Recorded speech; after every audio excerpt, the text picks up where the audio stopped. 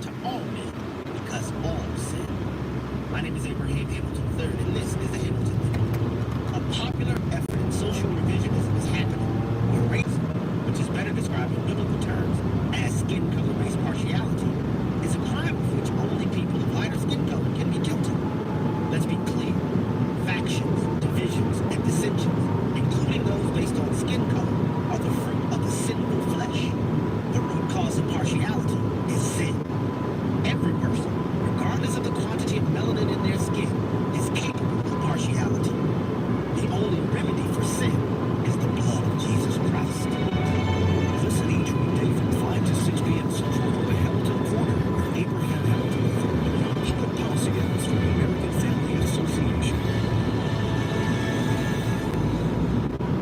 Without even seeing them show up, I could feel like the darkness. J.D. Sanchez is another Christian business proprietor who's been targeted for his faith.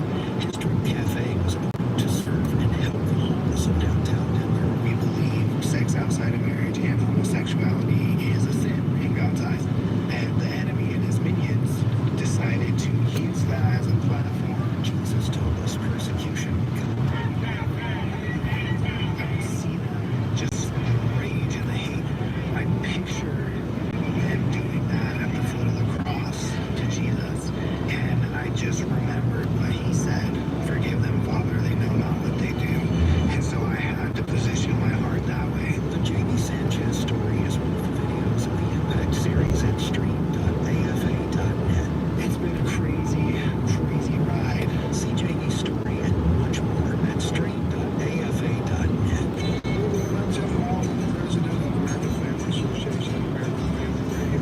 Hey, we're going to the Holy Land on the 20th in March of 2026. We can't wait to go back. My wife and I was heading to Israel for 2 decades, more than 3 decades.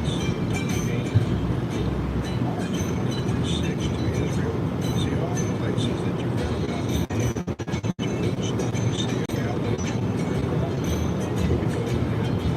Also, my son is very Macedonia, Greece, footsteps of Paul. You can do either the Holy Land trip or the footsteps of Paul, Greece tour, or both. For all the information on these tours, go to wildwood.com, WILDWOOD.com. Get all the information on the 2026 March Israel and Greece tours. At the Core Podcast, we've been watching a foreign dynamic. Now, back to At the Core on American Family Radio. Welcome back to The Core here on American Family Radio. Glad to have you with us. We do have the video up live on Facebook, at The Core on Facebook. You can also go to stream.afa.net and create a free account. Stream.afa.net and create a free account. All right, let's jump into some clips here. I want to set this up with the newly sworn-in U.S. Attorney for the District of Columbia, Jeanine Pirro, former judge and former prosecutor. Here she is talking about what the City Council has done in order to make it easier for hardcore criminals to be released quickly after being arrested and released quickly after even being sentenced, not just indicted, but found guilty by a jury or pled guilty and then sentenced to prison based on crimes, on convicted crimes. Here she's talking about how easy it is for the criminals to get out and become repeat offenders. Clip 2. Here's the problem. Assuming that they're 17 years older than 17 years old, I can get the case. If they're under 18 years of age, I can only get the case if it's murder, rob one, rape, but even if they shoot a gun but don't kill you, I can't get it. So the law has to be changed. As the president said, caption's bad. That has to be changed. All right, then even assuming I get the case, I get jurisdiction, I get a conviction, the D.C. Council has given the judges the ability to give probation on shootings. And so then it's up to them. All of these things Immigration Reduction Act, and now they want to seal records. So if we work hard, we get a conviction, they want to wipe it out. So that is ultimate change. All right, well, there you have it. That's newly sworn in U.S. Attorney Jeanine Pirro. So those are enactments. Those are laws, if you will, or ordinances, to be more specific, that were approved of by the Washington, D.C. City Council and Mayor.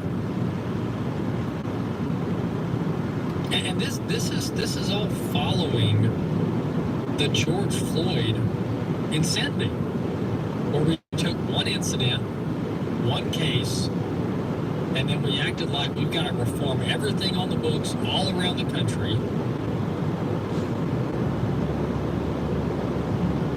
And now, criminals, violent in this case, are being locked up and let out in very short order. In that case where she said, where Jeanine Pirro, the U.S. Attorney, said that a youth, a minor, can be found guilty of attempted murder via discharging a firearm at a fellow human being, which there is an actual case where this happened, she can't even touch the case unless the victim dies. The victim has to die before the U.S. Attorney, per the City Council ordinance or law. That's crazy. That's absolutely crazy.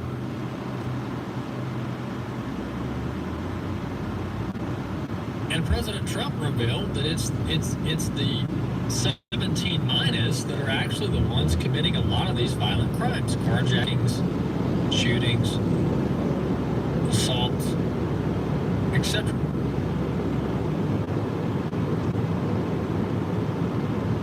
And once again, tell me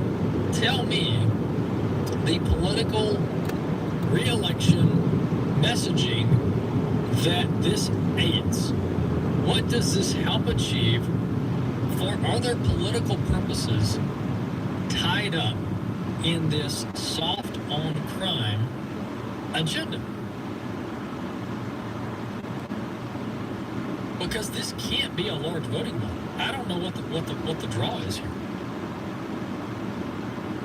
I don't know what the draw is. Unless we're woke, unless we fall victim to this Marxist talking point that America is racist, our systems are racist, we've got to reform it all, bring it all down to the ground, and rebuild it from scratch.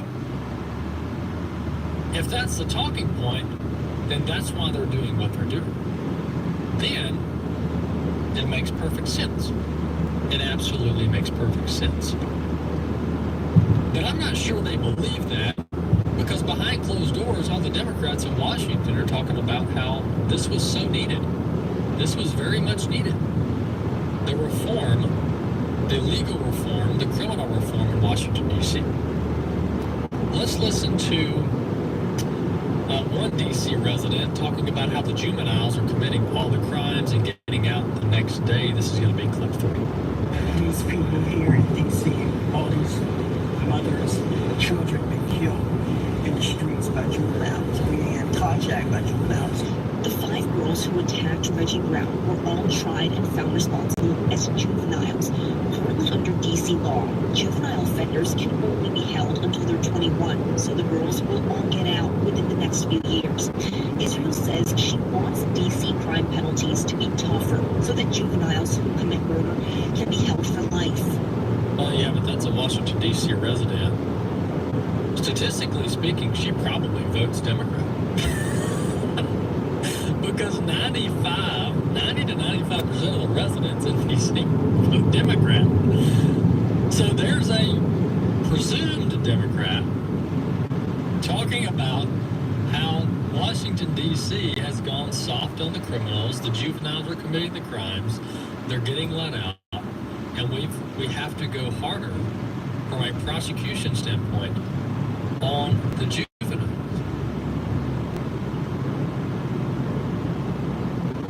And this is really, I think this is a bipartisan issue. I'm talking about from a voter standpoint. Now, the Democrats, they're going to do their thing. They're going to say Trump is Hitler. They do this every day. Trump's, mean. He wants to lock up people, whatever they're talking about is. He's for federalizing the police, whatever they're talking about it's going to be. But I'm talking about with the voters. Here's what I think's at play here. And here's what I think the opportunity is. Beyond simply making Washington, D.C. a better place to be and a better place to live, which in and of itself is a noble cause, a virtuous cause, we don't have to have political motivations behind every decision we make. And I think we need to warn against it. But I think here's where this could backfire against the Democrats. And maybe President Trump's thinking this. Who knows? I think we make Washington, D.C. a showcase that cleaning up our cities is possible.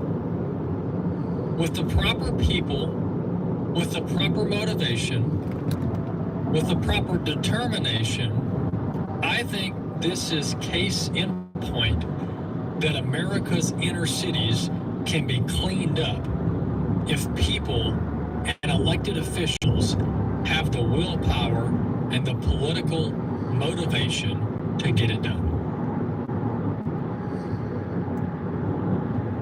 I think this is going to happen. I think President Trump is going to clean up Washington, D.C. And this is our nation's capital. This is the epicenter. This is where people come to get their first impression, many of them get their first impression of what is America? What's this America all about? And you go to all these capitals all around the world, and the government cares about their nation's capital. They care about keeping it clean. They care about keeping the crime down. They care about keeping their visitors safe. This is not hard stuff to comprehend here. But the Democrats want to scandalize every single thing that President Trump does. And all of a sudden, fixing America's inner cities is all of a sudden a scandal. And Democrats walk right into the trap, and now their political messaging is that we want D.C. to be dangerous, filthy, and full of homeless encampments. That's their talking point. And I just don't think that wins with voters. I don't think it wins with residents. I don't think it wins with voters. But setting all the political motivations aside, President Trump and his administration the end result is going to be a better place to live for D.C. residents, whether they're Democrat or Republican.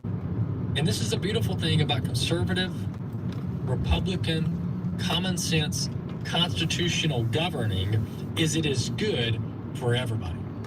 It is good for the Republican, the Independent, the Democrat, whatever political, ideological category you want to drop yourself in. Conservative governance with limited government, constitutional values, a biblical understanding of human nature, and